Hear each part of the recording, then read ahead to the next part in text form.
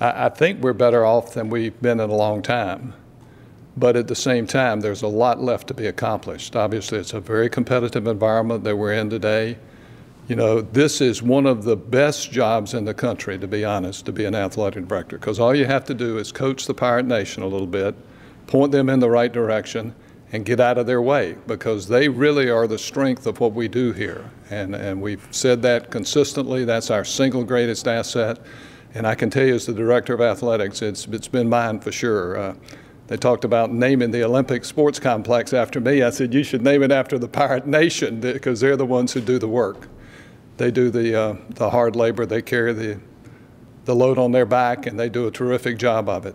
We're both reaching that age where we have to start thinking about things like that, and we want to make sure that what we're doing currently as well as in the future doesn't impact the university negatively, and in our case, the athletic program negatively in any way. And that's when I came up with the idea. I said, well, you know, why don't we look at the AD emeritus concept, which is essentially something that I used at the University of Virginia when I went to work for the president there to help build the arena. So it's something I was familiar with. The more we talked about it, the more we said, let's tailor-make this to East Carolina's situation. And then if we do need to do an AD search at any time, we can do it. We know there won't be any argument about it. We've made these plans ahead of time so that nobody's surprised. And the only question was, when do you announce it? And I think he finally just said, let's go ahead and announce what our plan is so that others know. So again, the search might not begin for 2 years. It could begin tomorrow. So that'll be up to the chancellor and the board. A couple of years ago, it became obvious to me that there was no safe haven when the Big 12 lost 4 teams over a 2-year period.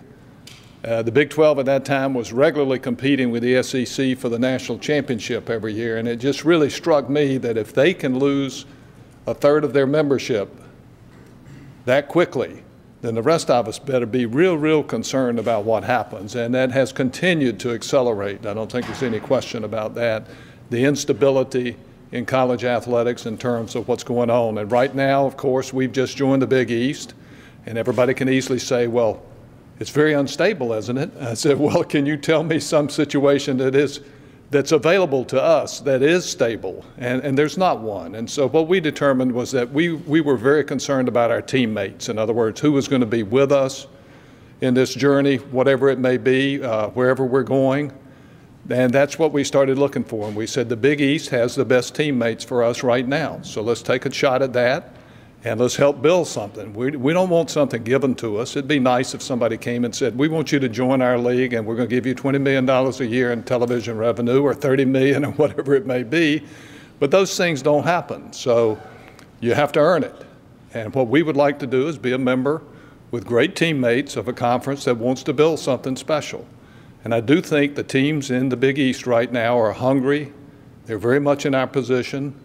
They want to be good. They're willing to invest time and effort and resources into being good, and that's important to us. So we've associated ourselves with the best teammates that we could find. So we're very happy with where we are. And yes, there is a lot of instability, and yes, the basketball schools are now talking about leaving. I wondered why they went as far as they did without making some noise. It's tough right now because they're making noise at a time of the year when the commissioner needs to be negotiating the contract. So that makes it very difficult for him to move forward until we get all these things settled. But they will be settled one way or the other. If we lose the basketball schools, we've still got a good bunch of teammates, and we're going to put together the best conference we can, and we're going to make that a really good conference over the course of years. It's not going to happen overnight, but we're going to try to catch up with those guys that get still essentially an automatic qualification to the big bowls.